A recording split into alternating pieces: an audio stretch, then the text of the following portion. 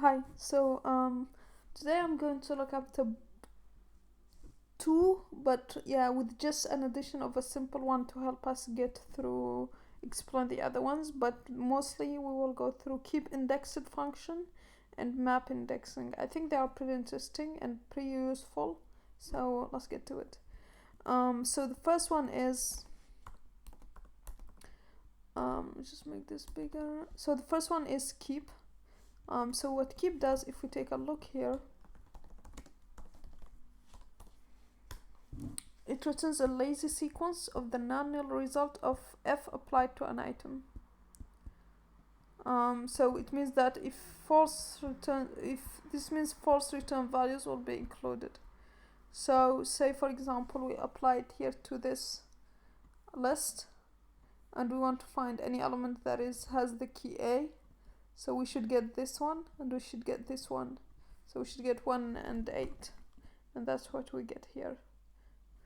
So if you compare to the two similar functions like filter and map, so if we compare to filter, the problem is that it actually gives us the keys, and to map, the problem is that instead of the values here, it gives null. So it gives like the ones that have false, it gives the value null. So but here it's clean and give us just the index of those that match. So this is why it's interesting, and let's build on that one. So building on this keep here, we can explain keep indexed. So it is the extended version of the keep function here, version of the keep function here. So the difference is that the function f that we pass as a first argument to keep indexed must have the signature f index item. So it must have this signature. So here's an example. So we have the function that's passed in, which has parameters index and item, and what we want to return is both. Each time is the index and then a item. Okay. So if we apply to this one, let's see what it gives us. So it gives us the index here as the first element of each. 0, you can see 0 for this one, 1 for this one, 2 for that one, third one, and 3 for this one, ZS 7. And if you look at it, the second element is each time is 1 if it matches A, if the key matches A, and nil otherwise. So the first one is 1, and then the one at index 1 is nil, but at index 2 it has value 8 because it's A. So let's look at a more interesting one example. So we want to return only values. So here, let's say we want to return only values of keywords A in the map if the map is on the even position. So let's say we want to do similar thing like we did here, but we want to return it only if the map is on the even position, only for even positions in the collection, and that it has the keyword that we have here, which is A. So here is what a function that does that. So what we do is we pass in the function to keep indexed, and remember it has to has this signature, and so we pass in that function, and we do the condition here, which is even positions. So that's with when it is even, the index is even. If you take a look at the documentation of when, it just evaluates a test. If it's logical true, it evaluates the body. So here logical true, we get the index, and we get the value that has A. So let's see here.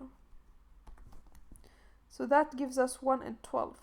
So it keeps only those that have as keys A. So it keeps this one, the first one, and then 12.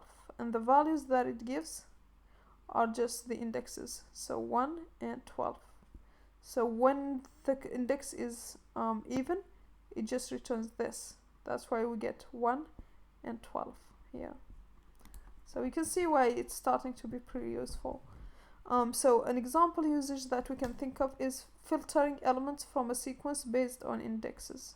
So you would get a collection, and you would get a list of indexes that we want to filter by them. So here is the function that just uses keep indexed, and it passes a function for it. And remember, the function has the signature, so that means the first argument is index, the second argument is item. And so what we are doing here is we are checking when the set of indexes that we passed in as parameters matches. So we check that. So if you look at the documentation for set, it returns a set of the distinct element of a collection. So it will return us the distinct element of that list index. And so 1 here is the index that we have, so we check that it's in this set of indexes. If it is, then we just return 2, which is the value. Okay, so this means that this function here would check for each index if it's in the list of indexes or the set of indexes that we have. It will just return the element that we are one of the elements that we are filtering by.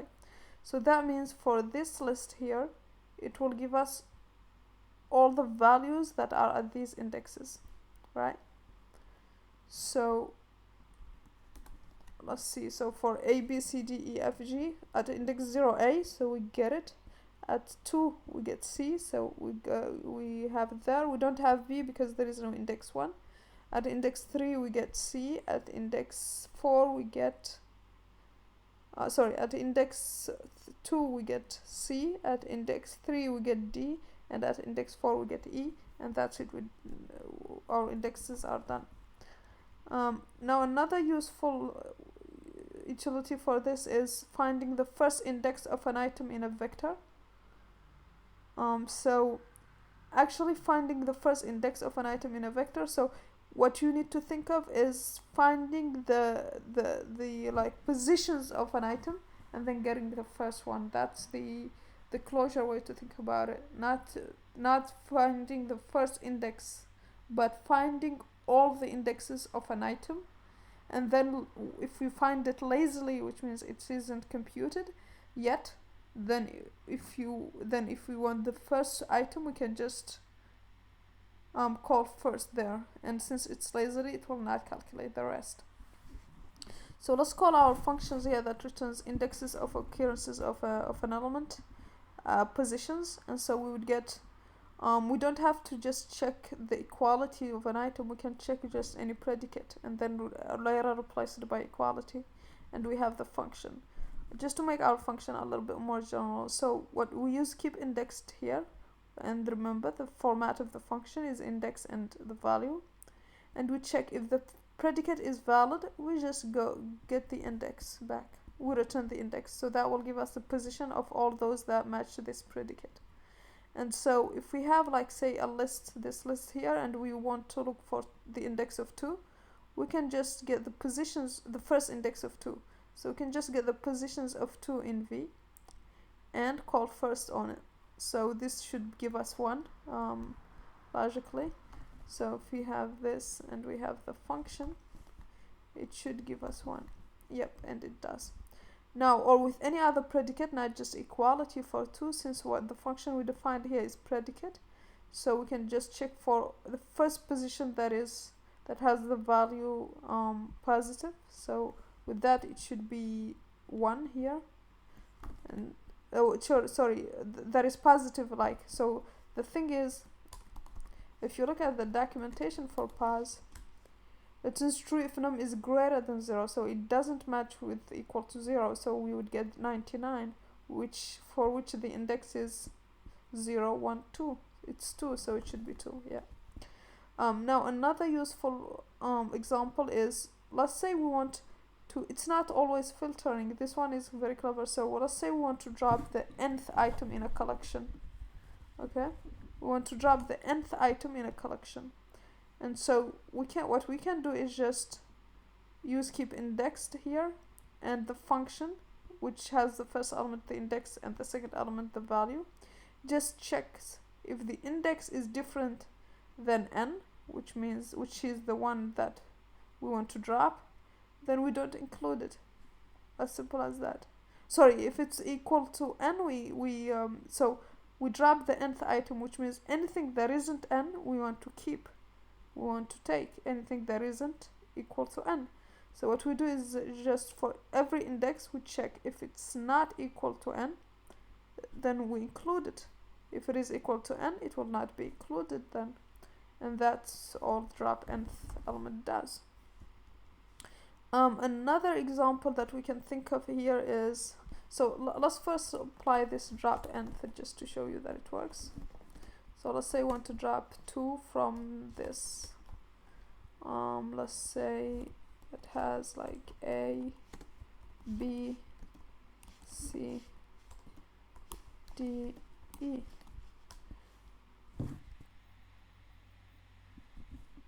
Yeah, we need to kind of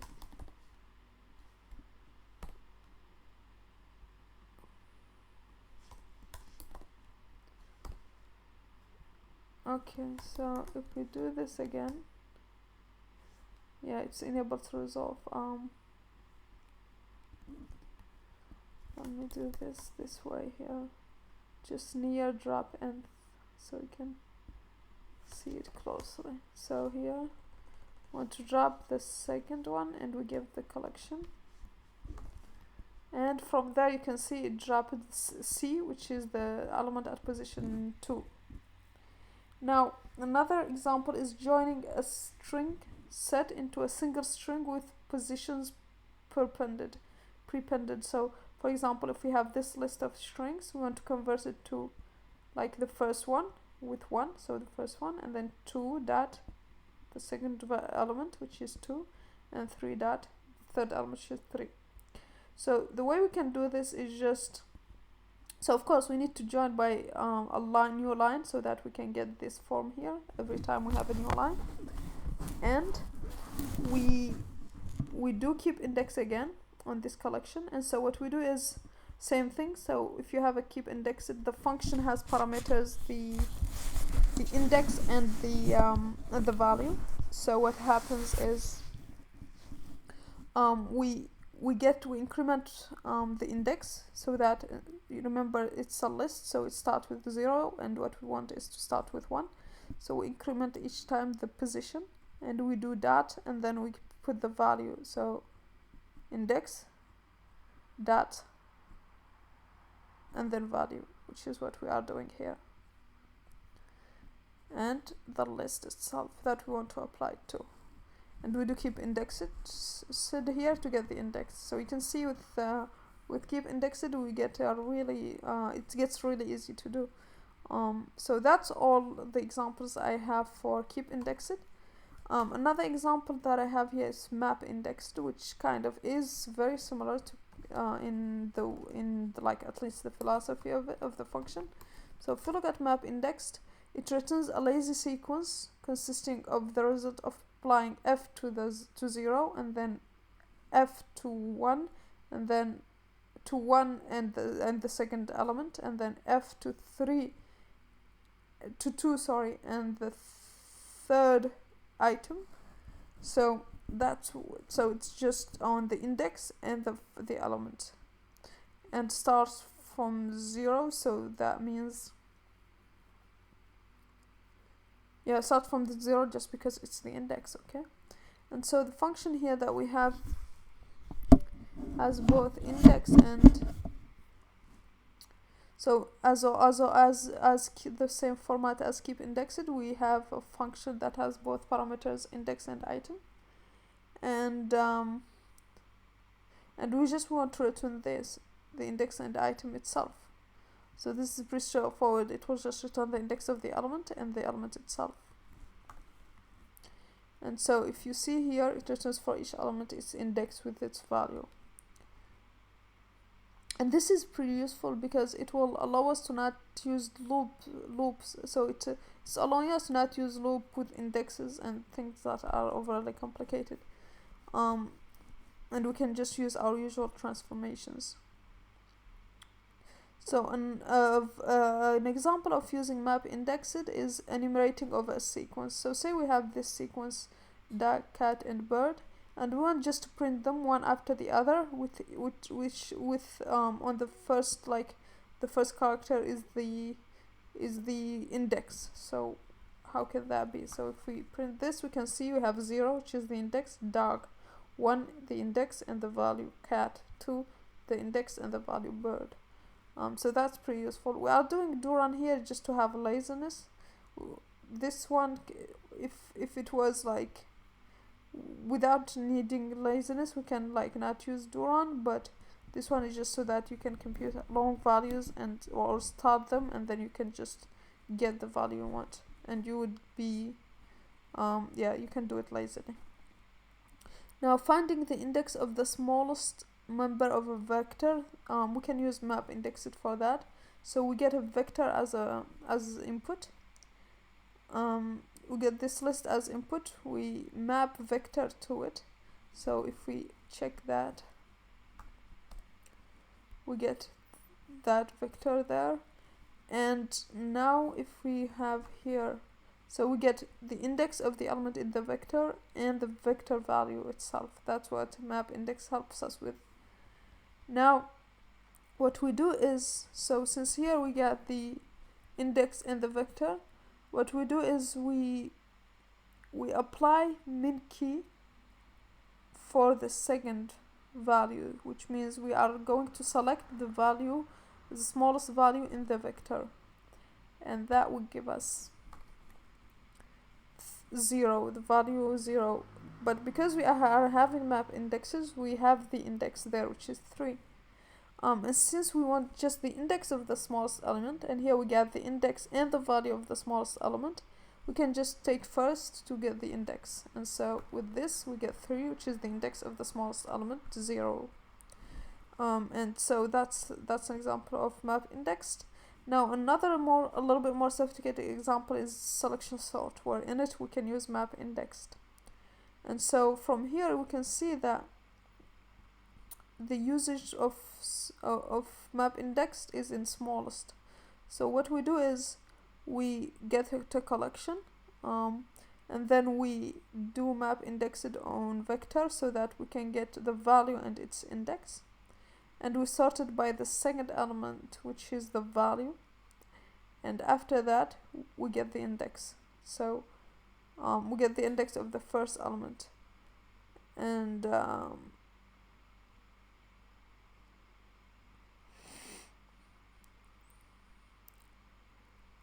then the selection sort just uses it by every time getting by iterating, keeping an iteration here, and every time getting the smallest XS and splitting at that index, so that we can apply selection sort by concatenating the value, that the first part like of the selection sort and the right part after also recursion on it. And